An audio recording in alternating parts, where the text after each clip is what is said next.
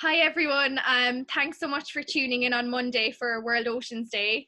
So we've tried to do a live streaming of the best places in Ireland to see marine wildlife, but we had some technical difficulties. We were yabbing away for 40 minutes and then we realized that it wasn't working anymore. So we decided that we would record it instead and that we'd share it with you guys today. So my name's Emer, I'm a marine biologist, ocean educator and the executive director of Ocean Research and Conservation Ireland.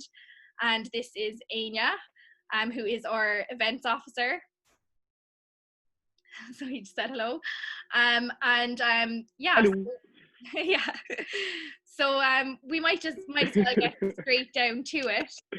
We did have Andrew O'Riordan and Kieran Collins was supposed to come along as well. They are co-founders of Ocean Research and Conservation Ireland, and they're also owners and skippers of 2 ecotour operating companies, but they couldn't make it here today because they're busy. So I'm going to talk about boat-based watching and Anya's going to talk about land-based watching. So yeah, Ina, if you want to take it away there. Absolutely. Now, let's see, which one is the right one? There we go. Share screen. Now, here we go. So we have a little presentation for you guys. And it starts off here. All right. We have a little presentation set up for you guys. And this is a little stop tour around all of the coast of Ireland, where the best spots in Ireland you can find marine wildlife. So we have a few learning outcomes. We're going to talk about who we are, what we do, what marine megafauna are, and then I'm going to talk about land-based watching. Emer's going to talk about boat-based watching, and she's also going to talk about best practices and the use of citizen science in conservation of marine megafauna. So who we are a for-impact organization dedicated to monitoring and conserving and educating people on the environment and the sustainable management of our oceans and marine megafauna. The education aspect of it, we are trying to bring in the next generation of ocean stewards, showing people the importance of marine conservation through our Observer app, through social media, and through public talks and presentations, such as the one you're watching right now. And when COVID-19 wasn't a big thing, we were doing wildlife watching, beach cleans, whale watching, but that will all resume when things get back to normal. Our research aspect of it, through the Observer app, we use citizen science. Citizen science is a crucial part of marine megafauna because we can't all be in the same place at once. We can't always be there, but when people are able to give in records of strandings and sightings of marine megafauna, it allows us to create a huge database from which we can actually create good research and great presentations, such as the one you're watching right now. The conservation aspect of it, seas are hugely important. 70% of the entire world is covered in oceans, and 90% of Irish territory, the Irish territory is actually Irish territorial waters. So while we have huge problems in the ocean, such as illegal fishing and finning, bycatch, pollution and whaling and stuff like that, we aim to educate people and to bring people forward and connect the communities, really, because even though fishing might be a bad thing sometimes, anglers are actually getting really, really good at bringing in some research because they do catch and release on elasmobranches branches such as rays and sharks. So it's really bringing the entire marine community together. And we aim, as part of this, to protect 30% of the marine ecosystems in Irish waters by 2030, which is something that is hugely important, especially for meeting our EU deadlines and stuff like that. What are marine megafauna? Well, we have a huge amount of marine megafauna, a huge diversity of marine megafauna in Irish waters, going from cetaceans to pinnipeds to large fish such as billfish, swordfish, and tuna. And then we have the elasmobranches as well, such as sharks, skates, and rays. And marine megafauna are hugely important to protect because they, for a lot of them, are apex predators. They're the largest predators that are in our waters. And protecting these apex predators are hugely important for the rest of the ecosystem as you go down. It's very interesting the way that ecosystem cycling works. And when you remove an apex predator, or when there's a depletion of apex predators, it actually has the highest amount of impact on the rest of the ecosystem. So protecting and conserving these hugely important top of the food chain animals is crucial to restoring and conserving the rest of the ecosystem as a whole. So like to the left there we have a humpback whale, and that was actually spy hopping around our boat for over an hour, which you know, it's quite amazing. And I think it's our waters are fantastic, and that's right off the Cork coast, so that's amazing. And it's more that he was people watching than we were whale watching, which I think is quite funny. And then you have a hooded seal. So like we don't generally have hooded seals. They're an Arctic species that are found around Greenland and Svalbard. But this hooded seal stranded in Skull in West Cork on January 1st. And Seal Rescue Ireland actually contacted us to go down and take some samples. So with the help of Helen from Skull Sea Safari, we managed to get some samples from it. And now that hooded seal is in Professor Emer Rogan's lab, awaiting in UCC, awaiting to be in necropsied and to conduct a post-mortem on it.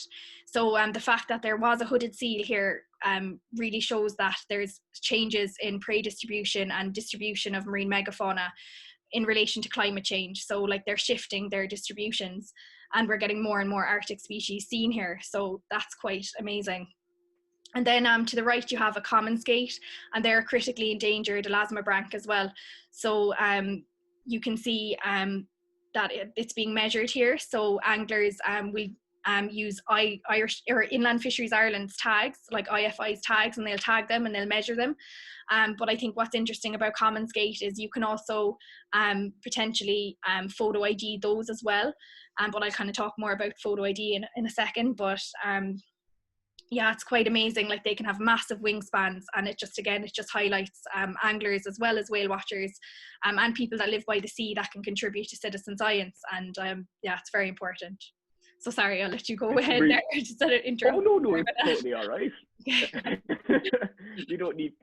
I actually am just impressed because like these hooded seals showing up in Skull is absolutely crazy. Yeah. You know? That kind of thing rarely happens, but it's something worth noting. You know, the way that marine megafauna distributions are really changing, especially in the times that we're living in. Yeah. Mental. Yeah. It's crazy. He's probably you know what he was doing? He was probably going for some fish and chips in Skull. Yeah, that's it. Yeah, that's it. Yeah. And some of the marine megafauna that we have in Ireland, we have a huge diversity, as I was saying before, going from the largest animals that have ever lived, the blue whales, all the way down to my personal favorites in terms of cetaceans, which are the porpoises. And the one that we have in Ireland, we have a huge diversity, as I was saying before, going from the largest animals that have ever lived, the blue whales, all the way down to my personal favorites in terms of cetaceans, which are the porpoises. And then we can talk about the elasmobranches, of which we have a huge amount.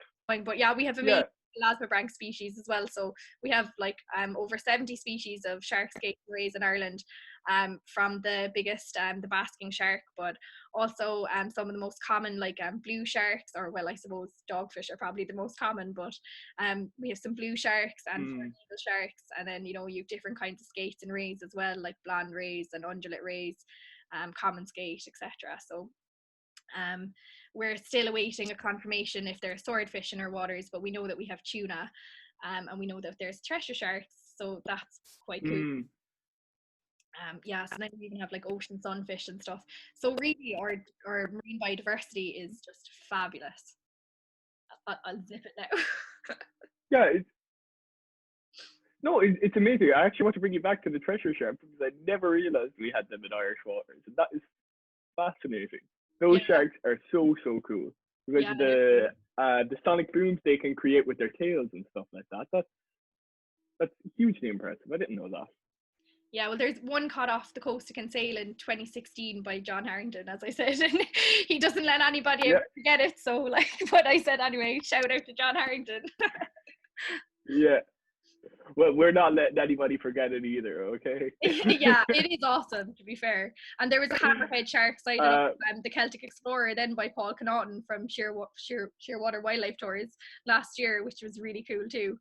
So I think I had heard of anecdotal so, stories from other operators, from other anglers like Adrian Malloy, about him seeing a hammerhead when he was diving years ago.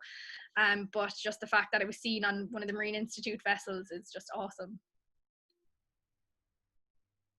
yeah, that's crazy. But the treasure shark took me all right, but the hammerhead that's going too far. I I know, deal yeah. with that. um, Actually, you were talking about tuna as well earlier on. When we were on the Old Head of Kinsale at the start of this academic year, we saw a feeding frenzy of tuna, which I had never seen before. And it's crazy to think that that happens like right off our coast and is no less than 2 kilometers away, and we were able to see it through our scopes and stuff. Yeah, So they're yeah, impressive. I've seen it's one all jump there, like. right in front of the bow of Radiance on Baltimore Wildlife Tours. I was literally completely taken aback. I was like, a tuna just breached right in front of me, and like, you know, it's so quick as well. Like the people who get photos of tuna, I am so impressed because they're so fast. Yeah, They can just shoot out, and they yeah. Well, they rarely breach as well. So unless they're in traveling kind of thing, but yeah, it's amazing. look, I'll put it to you this way, Emer. It's lucky that I trust you, or else I wouldn't believe you. No, I swear to God, there was loads of whale watchers right next to me, like so. Like I have proof. Yeah. It's grand. And Kieran, so it's grand. Yeah, I'll trust you. Don't worry. You should trust me. Come on. We have a huge amount of different types of animals or megafauna living in Irish waters. Um, I'll actually talk about the deep diving whales for a minute because I find them fascinating. Oh yeah. So if you go, I think about 40 to 60 kilometers off the Irish coast, there's a huge drop as you get to the continental shelf. And as you get there, the waters become far deeper, and it suits these beaked whales that live in canyons and literally get their find their lives as you go very deep down to the ocean floor. These are I'm just going to point them out here. These beaked whales are the ones that you'll see in those kind of, and we have them here in Irish waters, which is fascinating. Not to mention the boys right on top of them here, the sperm whales, which are fascinating. I was watching a documentary recently enough about sperm whales where they were talking about the huge battles that they have with giant squid at the bottom of the ocean floor, and that they have scars all along their faces from the suction cups of the giant squid, which is honestly crazy. It's like one of those kaiju battles that you'd hear of from Godzilla. It's right here, like it's amazing. Yeah, it's crazy. Whales feed on squid and stuff as well, and that's why they're found in deep waters, like off the rock all trough and stuff. Like yeah, I think they can dive to what, like 3,000 meters. I think beaked whales, yeah, deeper even. Deeper. Yeah, they're fascinating. Yeah. And there's been a lot of beaching of them or strandings because a lot of them have experienced the bends as they come up for air, and we still don't know exactly what's doing that, but it could be sonar. They reckon it could be it's one of the leading hypotheses that sonar really messes with their heads and they come up far too quickly and actually develop the bends, is fascinating. Yeah, well, it makes sense, I suppose, because they're such deep diving animals. Like everything they depend on is sound. Yeah. So yeah, I can like noise pollution from like offshore activities like oil and gas drilling or Navy sonar, as you said, like that can cause like permanent or temporary injury to them. So it's mad, yeah. And it can affect other deep diving species as well, like longfin pilot whales. And then like the pilot whales, they'll mass strand because like they are so like have such tight knit social bonds that like if one strands, the whole pod strands, and you like if you get mass stranding, that's often of longfin pilot whales, which is interesting. Yeah, there was a mass stranding of longfin pilot whales off the coast of Brazil, if I remember, at the start of this year. Yeah. So there was something like 20 to 30 of them. I'm not sure. Yeah. But yeah, the poor guys. I do love longfin pilot whales. They're fascinating creatures. They always remind me of the false killer whales, and I can't tell the difference between them most of the time. But we'll talk about our. We talk. Am I cutting across you again? No. I'd say we should probably keep going because, like, we'll probably run out. Not run out of time, but keep on track. Yeah. I was just going to mention you mentioned the hooded seal earlier on, and we were talking about our two resident seals. Oh yeah. The two resident seals we have in Irish waters are these guys right here, the grey seal and the harbour seal. But we'll get to them later on because we have a few slides on them. Oh, now there we go. We'll talk about some seabirds that we have in Irish waters too. All of these photos have been taken by the delightful Emer Keaveney. And you took all of these off the Great Salty, didn't you? Yeah, I did. Yeah, so like that's just a fabulous place to see seabirds. It really is. Like there's different colonies of different species, but gannets are probably one of my favorites. They're just beautiful birds. One of the biggest seabirds we have in Ireland.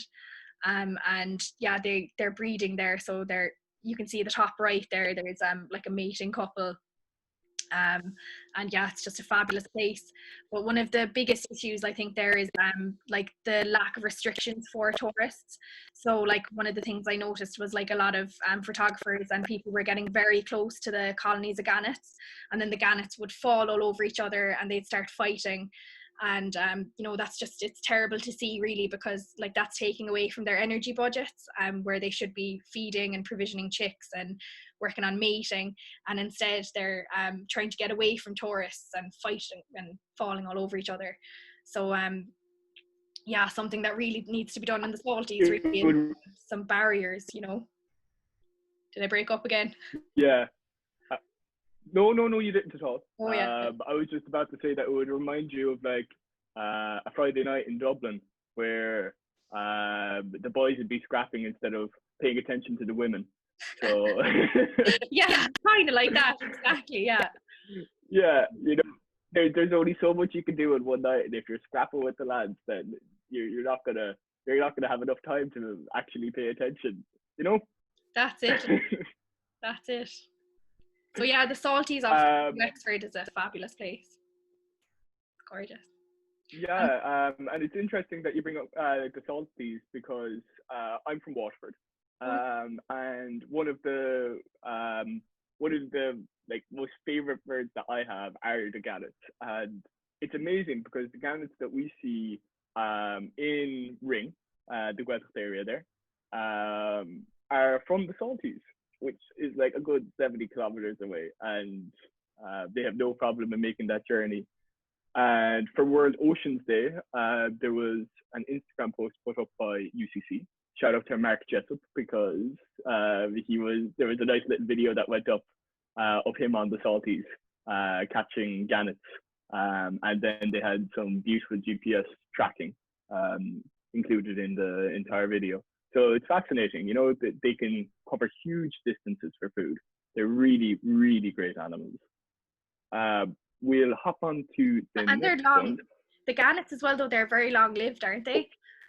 Like weren't we saying? Oh yeah, they are. Yeah, they can. I think their average lifespan is like 17 years, but like they have been recorded living up to like 38 years old, which like you might not think like that's some like, birds, but like, yeah, they have a really long lifespan, so they're really cool. Just thought I'd throw that in there. And oh my God, now that we're talking about facts, I must bring up that the loneliest bird in the entire world was a gannet. Because there was this, they had this fake gannet put on an island to be able to try and coax the gannets back into this breeding colony. Yeah. And it worked. The gannets started to show up, and there was this one particular gannet who took a fierce fancy to this fake gannet and fell in love. And yeah, let's just say it was a very one-sided relationship that lasted many years, and that he got nothing out of it. But Oh, so lousy. Yeah, poor bird. Poor bird. So funny. We'll talk about probably one of my favorite birds here. They're like the clowns of the sea, the puffins. And I've had numerous encounters, close encounters of the third kind with puffins from Skellig in County Kerry up to Rathlin Island in the north, where honestly in Skellig you could, if you're not keeping a close attention to where you're standing, you're just going to stand on a puffin. They're everywhere. But yeah, you'd be able to get like these absolutely fantastic photos of them coming back with like sprats in their mouths and sand eels and stuff. And they spend most of their time in during the winter time in the middle of the ocean, in the Atlantic Ocean, and then they come back to breed, where they develop these beautiful beaks, and it's a sign that they are ready for breeding. It's them being like, I'm ready, let's have it. Yeah, kind of so thing. funny. I love oh, they're amazing, and they're so silly. I think that's the best thing about them, because when they walk around, they look like they shouldn't be on the land at all, and they're just like bopping around the place, kind of like penguins or something. Yeah. I think they say guillemots are the penguins of the North Atlantic, but like, yeah, I always thought they looked so exotic. Like, you never think like that. We have, well, I mean, we know we have Atlantic puffins in Ireland, but they do look like an exotic bird, especially during the breeding season. And I think it's funny as well. Yeah, you think they're big as well, but they're tiny. They're tiny little fellas. I just have to drop in my pen. Don't mind me. No matter. So. And actually, Emer Thornton, our communications officer, she did her master's thesis looking at the effects of the rat infestation on the salty islands with puffins. And I think now they've brought out a tender for the eradication of rats. So they're going to protect the puffins' nests, which is absolutely great. So delighted that her research contributed to that. So shout out to Emer Thornton for Jews. Go on, Emer. Yeah, go on. It's actually fascinating that you bring up rats as an infestation problem, because when I was on Rathlin Island, they had experienced a local extinction of Manx shearwater as a result of a rat infestation on that island. And it's crazy because these birds, these seabirds, actually don't have a lot of areas in which they can create their colonies anymore. So when it's a local extinction, it really messes with the entirety of their population. So just to see one area of Manx shearwater and see the effect that rats can have on seabird colonies is vitally important to be understood to start with, and vitally important that we take action on it, because they're not good. We'll put it that way. Yeah, and actually Molly, our education officer, she also did her master's thesis on the effects of rats on Manx shearwaters on the salties. So shout out to Molly. Oh. Yeah. But we're getting all the shout outs in. Yeah, between Emer and Molly, like they've both really helped with that whole situation. So fair dues to them. We're delighted to have them on our team. So it's great. They're great people. They're great people. They are great people. Yeah, they're great people. We were talking about guillemots. Yeah.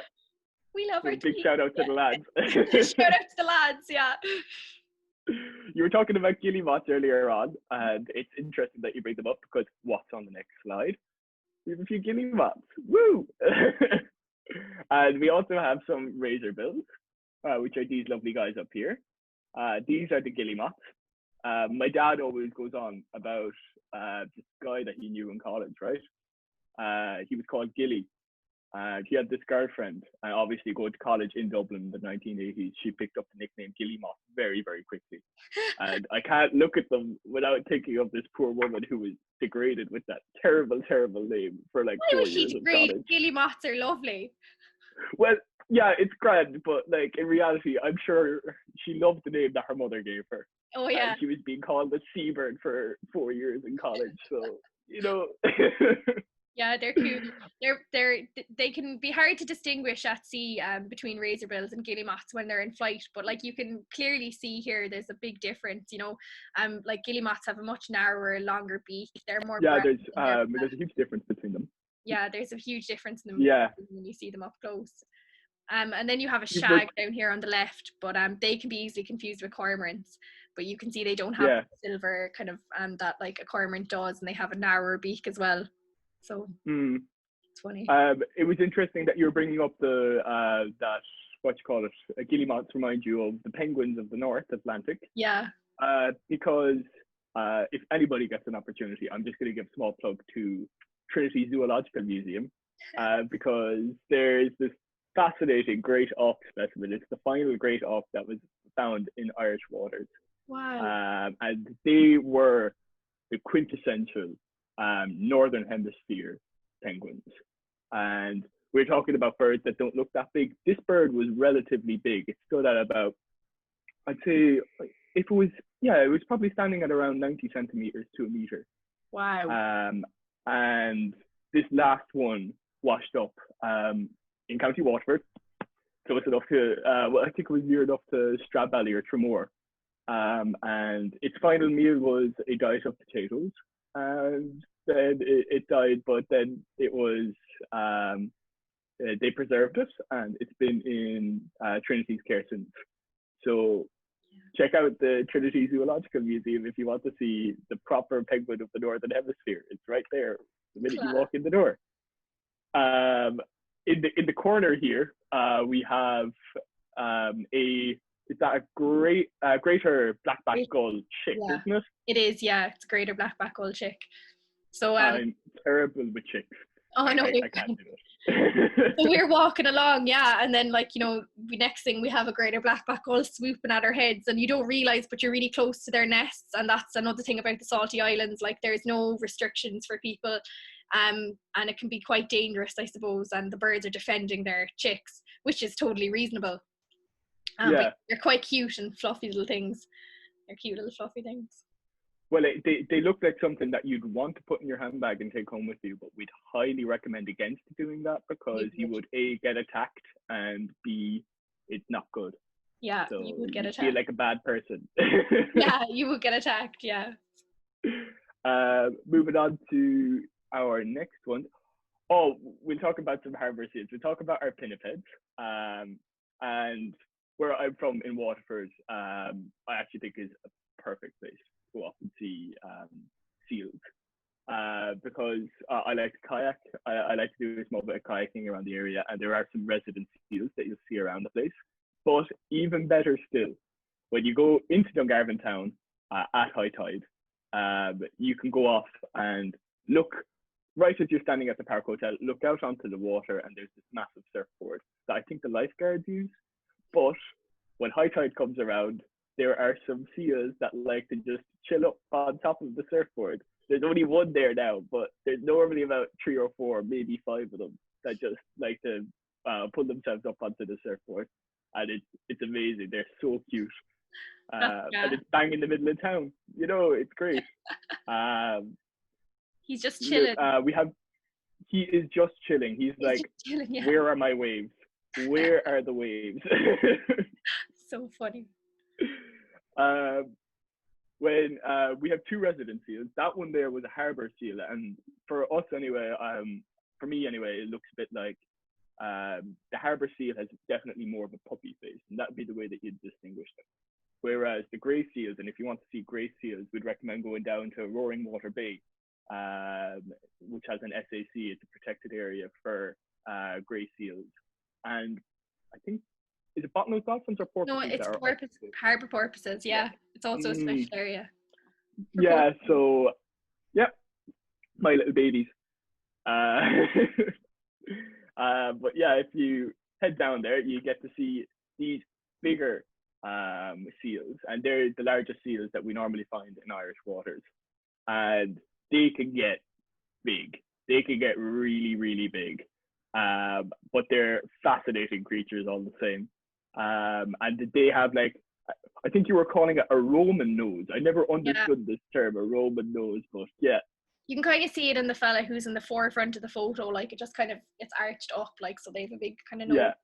Yeah, and they Like have this guy like, here. yeah, and their nostrils are shaped like in parallel lines, like the number 11, or like the number 11, and then like the harbour seals have V-shaped nostrils, so that's a kind of good way to tell them apart. Yeah, kind of like a tiny little love heart on the top of their nose. Yeah, and like the grey seals are much larger as well. And like there's Yeah. also differences like in their breeding seasons. So actually this time of the year it's the breeding season for harbour seals from June, July and August, and then grey seals they have pups then from like September to November. So there's slight differences and it's kind of interesting.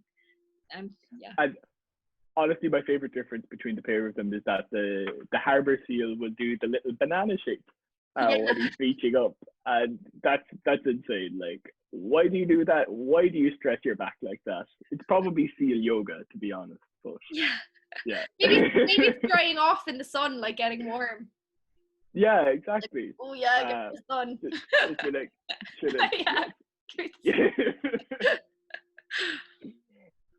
but yeah, those are our two resident seals. Our next slide is going to be talking about our land-based watching. And there are a huge amount of different areas, pretty much in every single one of the coastal Irish counties. For me, anyway, Helvick Head, which is bang in the middle of the Gaeltacht, and Ardmore Head, which is only a 15-minute drive from our spot, are the perfect spots to go see whales and dolphins. And only recently was there a breaching basking shark spotted off the coast of the Gaeltacht, which is brilliant. It's I was completely flabbergasted. I was like, what? That's like 5 kilometers from here. What's that happening for? But it's not only just in lovely Waterford. You can literally go right around the entire coast. Areas like Loop Head, where you can see the Shannon river dolphins, which are a resident population. Yeah, the Shannon Estuary. They're a resident population, aren't they? Yeah, they're Ireland's only resident population of bottlenose dolphins. Yeah. And then you have some amazing places on the south coast as well, like Baltimore Beacon or the Old Head of Kinsale, Galley Head, Seven Heads. I mean, ultimately, there's over 40 spots that you can see from. So if you live in a coastal area and you're from a coastal county, with the travel restrictions at the moment, you can travel within your county. So, you know, there's definitely amazing places that you can go and see wildlife, and not just whales and dolphins, but seabirds and pinnipeds and seals as well. And sharks, like basking sharks. So yeah. And I think getting your eye in for the birds is a really, really good way of passing time until you actually get to see the whales and the dolphins. Obviously, we won't say that the seabirds are a way of passing time, because they're equally as important, if not more important. But everybody likes their charismatic megafauna, and that would be the reason they'd be there in the first place. Let's be fair. Oh well, there's lots of birders everywhere as well. Yeah. Exactly. I'll hop on to our next slide, where we'll actually just do a quick spot tour around the West Coast, starting with Inishowen Peninsula, which Mark Daly has been sending in a lot of sightings from, particularly Hi Mark, shout out. We're getting another shout out in here. We have a few more shout outs.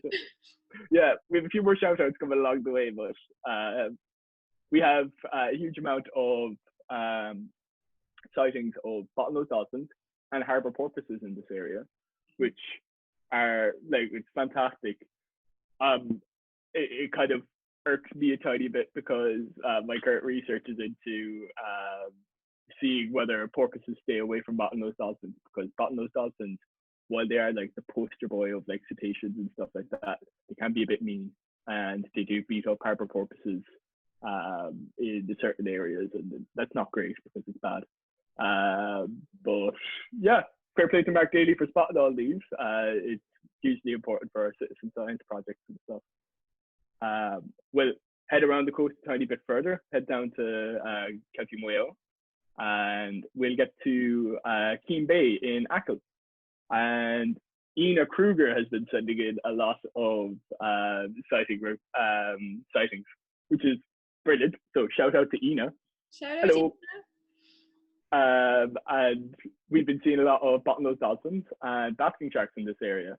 And on a personal level, my brother was in Achill Island last year, and he had no sooner stepped foot in the waters in Keene Bay when this basking shark came along. They were swimming with him for a small while.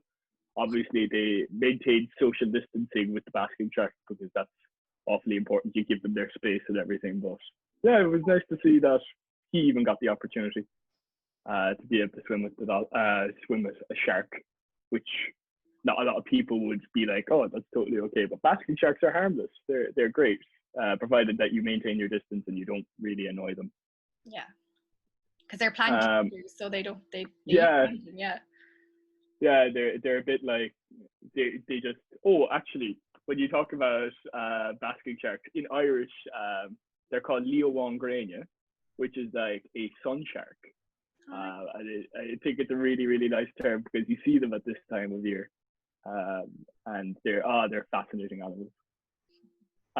We'll head down. We'll go straight down to County Cork, to Mizen Head, where a lot of our sightings and our whale watching would take place. And we do our land-based watch events there with the public, but we haven't been able to do any this year with COVID. So it's like, oh. Yeah. Oh, look at time to come around again. It'll be grand. And the dolphins and dolphins and whales will still be there when COVID-19 heads off. We have some very interesting sightings coming in from Mizen Head. People have been able to see fin whales, minke whales, which are very, very small. I say very, very small. They're still about 10 meters long. Yeah. Which is they're Ireland's smallest baleen whale, though.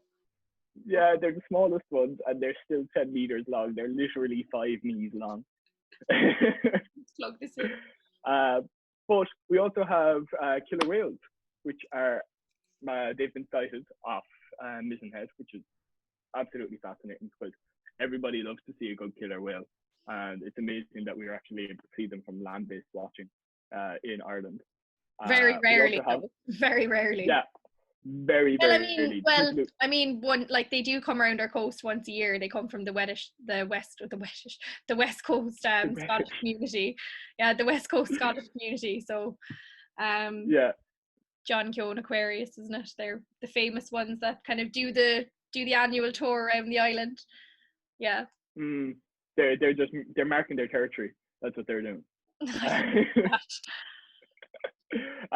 We're talking about common dolphins, and common dolphins are actually relatively well, as the name says, they're common enough in Irish waters. I even got the opportunity to see one in Dungarvan Bay, or see a few of them in Dungarvan Bay last year. So yeah, they're always around. And minke whales, there's been some really good footage of minke whales that have come out in Irish waters recently. So that's great. And honestly, minke whales are cute. So what can you say? We'll go around the coast a tiny bit further. We'll get to Galley Head, which is a really good spot for seeing our basking shark, our Leowongrania. Well, that's a humpback whale, but humpback whales, yeah. So whales are found a bit further offshore, but you can see their blows from Galley Head, which is quite amazing. And at the moment, there's loads of humpback whales off the south coast of Ireland. So if you get a chance to have a look at them. And you can distinguish go whale watching. Yeah, you can distinguish between different species of whales based on their blow as well. Yeah.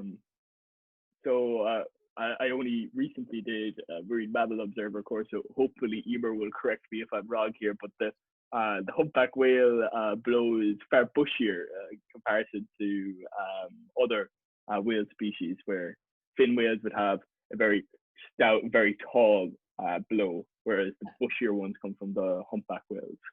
Yeah, exactly. Okay, I remembered something. Oh yeah, I'm just conscious of the time. And um, we have common dolphins, harbour porpoises, and basking sharks, all of which have been sighted from Galley Head too. We get around to Roach's Point in the middle of Cork Harbour, and is it Camden Port is on the other side. It is, yeah. And you're able to see bottlenose dolphins and minke whales from either side of that bay, provided that you're paying attention. Yeah, well, the bottlenose would kind of be found kind of outside the harbour, but the minke whales would be found outside of the harbour, but the bottlenose actually come right in, which is quite amazing. Like, I've seen them right in the middle there, in front of Spike Island, and you can see them from Roach's Point or from Camden. So yeah, there's so many places around the country that you can see these amazing animals, like, you know, so it's fab. And there's a lot of research going into bottlenose dolphins in Cork Harbour, isn't there? Yeah, we have a Cork Harbour bottlenose dolphin monitoring project, yeah. Which I'll talk about there in a second now. Yeah, absolutely no problem. I'm just like really conscious of time. Oh yeah. We have we'll get on to the boat-based project now.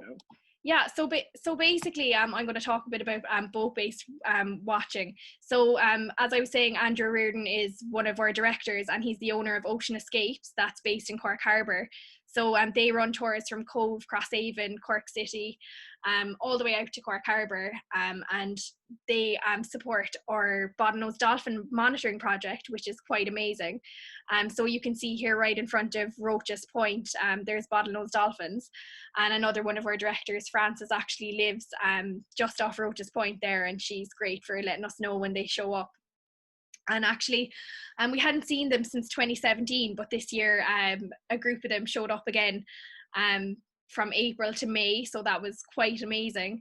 And even up until last week, we were getting reports of them off the east coast, like further east by Ballycotton, from Ballycotton Sea Adventures. So yeah, ecotourism plays a huge role in what we do, with the ecotour operators providing platforms for research. And then yeah, so that's just Trish there, who works with Ocean Escapes, and she's just given a tour coming out from the city, coming out to Cork Harbour. So it's really worth doing. Like, if you live in Cork City, it's fab. You can just get on the boat straight from the inner city and you can head out. So it's great. So shout out to Andrew anyway, who's a bit busy. And then Baltimore Wildlife Tours is another ecotour operator that provides a platform for research for us as well. So Kieran Collins is the owner and skipper of Baltimore Wildlife Tours, and he's fab because he just absolutely loves what he does. And we have a humpback whale here, so we've been going out with him for a number of years, and we've been monitoring the humpback whales, which is quite fantastic. But at the moment, he's not running ecotour tours because of the COVID restrictions, so it's just really hard to kind of ensure that there's you know, social distancing on board, because when everyone sees these amazing animals, they're obviously going to all run towards them. But what's amazing about it is, like, you're never disappointed when you go out with Baltimore Wildlife Tours, because like you at least see loads of common dolphins, you often see minke whales, and then like we have humpbacks too, so it's absolutely fantastic. I think there's we have a minke whale there. Yeah, so like and humpback, yeah. So like you can see with the minke whale, like you can see their diagnostic white patch on their pectoral fins underneath the water, so you can tell what it is straight away, really. And they're much smaller than a fin whale. A fin whale would be a lot bigger and would have a much bigger fin, and you wouldn't often see kind of the head and the fin at the same time with a fin whale. And minke whales don't really have visible blows, although you can often smell them, actually, in fact, before you see them, which is really cool, because you'd be like, I smell minke whale, and then next thing, and like a big minke whale comes up next to you, and you're like, whoa, there he is. Like there he is. So yeah. What is the diagnostic smell for a minke whale? I can't say that I've smelled a minke whale and been like, that's definitely a minke whale now. Oh yeah, they have a, like, it's a pungent odor, to be fair. Like that's they're called slinky minkies and stinky minkies, like that's their nicknames. But I believe it's them flatulating at the water surface, but I don't know, is it coming off their skin or what? But yeah, no, they definitely have a distinctive smell. Quite funny. we'll pop onto. Oh no, wait, we have a bottlenose or a common Common dolphin there. dolphin, yeah, short-beak common dolphin. Some of the other eco-tour operators that we work with also include Dave Edwards from West Cork Charters. So he's a trooper as well for giving us records and providing platform for research. So Dave Edwards is great, and he was out last week and he actually encountered humpback whales, minke whales, short-beak common dolphin, and he also encountered Rizzo's dolphins, which are absolutely class. Rizzo's dolphins are kind of one of the more offshore species, so they wouldn't be generally seen inshore, and it's mostly because they feed on squid and deep diving squid and octopus species, so they're generally found in deep waters. And what's interesting, I think, about Rizzo's dolphins is they're easy to identify because they're mostly white, and it's all because they have mottled grey and scratches all over their bodies, and that's actually caused by the fact of social interactions between them. So they only have teeth on their lower jaw, and that's where most of the scratches come from. But similar to a sperm whale as well, as you were saying, with the scars from squid, they can have scars from squid as well, which is quite cool. And I think what also is interesting about Rizzo's is like they have a unique social structure. So they have what's known as a stratified community, in where males will form alliances and bachelor pods, and females will form stable nursery groups. Oh. But then in saying that as well, like the similar happens with bottlenose dolphins and common dolphins too. So common dolphins are the top ones here with the yellow hourglass shape on their flanks. And they're quite distinctive as well from other dolphin species because of their bright yellow colour. But they also have a breeding season kind of around now, so June and July, and there's lots of little calves out there at the moment. And I think what's interesting about them is you'll often find nursery groups with just like loads of mother and calf pairs. So loads of mothers and loads of tiny little calves. It's great actually to encounter them. I just want to be out on the water now seeing those guys. I know, yeah. Yeah, some best practice stuff. Yeah, some best practice stuff. So like what's really important about like the eco-tour operators that we work with is that they abide by best practices. So that's probably why we really appreciate the help and them providing platforms for opportunity for us, because they're also really conscious and they're also very wildlife aware. So they actually realize that, you know, you need different approaches for different kinds of animals.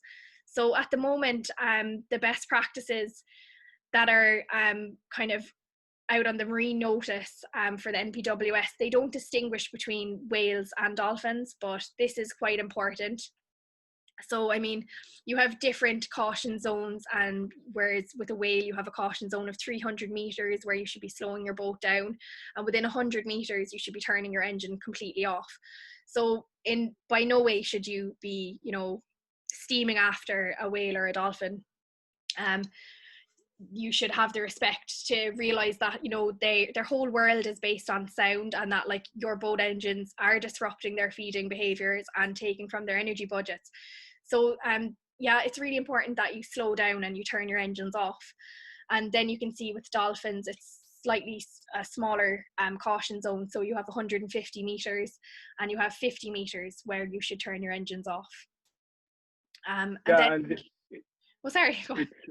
No, I was just about to mention the fact that there's some research conducted, I think, out in Canada, where they started to notice that when boats were in the water, the whales would have to speak louder and essentially pretty much scream. It's kind of like being inside in a nightclub, but you're trying to talk to your friends where you normally talk to them, like myself and yourself are talking right now. Yeah. But then when the music's blaring and like everybody's talking at the same time, you have to speak a tiny bit louder. Even in some cases, you have to shout. And the exact same thing is being noticed in whales and dolphins, especially when waters are very busy with a lot of boats. Yeah, so like the noise can mask their calls. It can, you know, move them out of important areas and things like that. So disturbance can be a big issue, and it's just really important that eco-tour operators around the country like look to these best practices and try and abide by them, because it's very important for the welfare of these animals, you know. Yeah, And we have a small bit more here as well. Yeah, so then there's some unacceptable practices, so like there's by no way should you be chasing after cetaceans, as we said. Don't be dumping plastic at sea. Respect their home, because like, it's easy for us to go visit them and make a mess, but it is their home, so we must respect them in it. Also food provisioning, so like hand feeding cetaceans like isn't allowed as well, like on an international standard, so it shouldn't be happening here in Ireland either. And it's basically because they're intelligent animals and they can be easily habituated to human presence. So if you're hand feeding them, then they might, especially from fishing vessels, if they're getting easy meals, they'll come back and then they're at risk of being caught in nets. So they're just some of the unacceptable practices as well, like no swimming with cetaceans, and no leapfrogging as well, like trying to get up ahead of them. And then we have drone use best practices. So I think this is a quite interesting one. We first developed these guidelines in 2017. And what's interesting is that this year, especially, we're getting loads of records from the public of drone footage with cetaceans, which is great because, we need all the information on their behavioral reactions to these drones that we can get. But it is important also that we follow international best practices, and that's what these best practices are based on. So again, you have a caution zone and a no approach zone, so like you shouldn't approach them with a drone head on, and you should be flying commercial drones that are 4 to 25 kg in weight, about 300 meters above them, and recreational drones should preferably stay around 150 meters above them. And then researchers with special permits could go about 30 meters, but there's still a lot of research going into it, and I think that that's a very important area as well, because it's almost like the technology is outpacing the regulations that are available here. So yeah, that's it really. So yeah, so look for eco-tour operators that follow best practices. Yeah, it's highly important. In the same way that you'd be looking for free range eggs and stuff. Exactly. Yeah. Yeah. Quality over quantity. So yeah, so these eco-tour operators provide a platform for us for research, which is absolutely fabulous. And some of the species we see there now, like the humpback whales, they are one of the most charismatic marine megafauna species that you can come across, and they have a range of surface behaviors. So they often breach, they often peck slap. They have a variety of different feeding behaviors. So they're quite adaptable in that sense, that they have group coordinated feeding, where groups of individuals, like, from anywhere from 5 to 10 up to 20 whales can actually do coordinated feeding techniques such as bubble netting and bubble clouds and tail flicks. Typically we see aggregations of 2 to 3 animals, but they can get up to 20. And I think what's interesting about them as well is that when they dive, they can dive for up to 20 minutes, but generally it's about 10 minutes. But they often fluke when they dive, so they often raise their tail as they dive. And when they raise their tail, we can see the underneath pattern on their flukes, and it's unique to each individual, so it's kind of like a fingerprint. So yeah, with the help of citizen scientists and eco-tour operators, we've been gathering a catalogue of them to monitor them, which is quite interesting. And we can look at the effects of ecotourism on these whales, which is great. And then we have our bottlenose dolphin monitoring project, and that's based in Cork Harbour. And these are just some of the individuals that we've been monitoring, and like they have we use their dorsal fins actually to track them, so you can see that each one has a unique pattern. I think, is there some A's here? Yeah, so there's also some calves in these. We have a catalogue of calves, so for example you can see 13 here is with 13A, and it's 13's left fin. You can just see 13A, the calf's face, but we have a catalogue of their calves as well. And it's just important. It's so cute. It looks like this one's wearing a hat, doesn't it? It kind of looks like a hat, yeah. But it's actually an echelon position, so it comes right up next to its mother, and it stays right by its side, so that it's well protected. And I suppose as well, so it can kind of go to sleep, so it will actually go to sleep with its outside eye closed, and it will keep its like the closer, let's say in this case, its right brain will stay awake and its right eye will stay awake, so that it can swim in synchronicity with its mother. So yeah, so it's amazing. And like without the help of ecotour operators, we couldn't actually monitor these populations and look at, you know, the effects of human activities.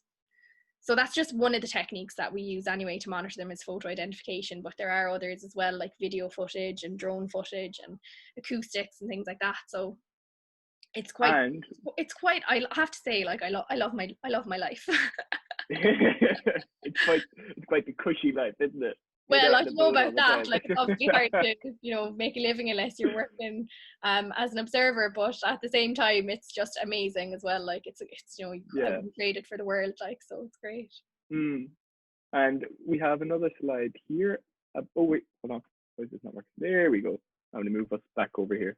Yes. Fantastic. So I don't know why that's. But yeah, so I don't know. So I don't know why that's gone weird. But citizen science, as you were saying today, is obviously very important, especially to our group.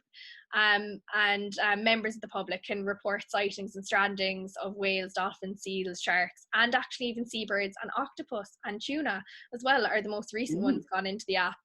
And this can help us to map these animals and work out important areas for them. So you can help us, you can become an ocean hero, and you can let us know when you see things, and we'll add it to our long-term database. So that's well, the app has definitely got range anyway, you know? Yeah. So yeah, that's it now for today. So like, there's many places you can see amazing marine wildlife, and you know, you can choose to watch them from land, which will give them minimal disturbance, or you can also go out with ecotour operators that operate around the country. And yeah, so that's it really. Hope you enjoyed it, everyone. Thank you for tuning in, guys. Thank you for tuning in. Woo! I think there's a goodbye slide. Oh wait, there's downloading it on Google Play. Yeah, you can get the Observers app on Google Play, or you can get it straight from our website, www.orcireland.ie. Yeah. And then do we have one more? We do. Yeah. There we go. So thanks for listening. And like, this was meant to be a live session, so there would have been, you know, plenty of questions coming in at the time. But feel free to comment any questions below the video, and we'll be sure to get back to you. Absolutely. So thank you. Bye. Bye. Bye.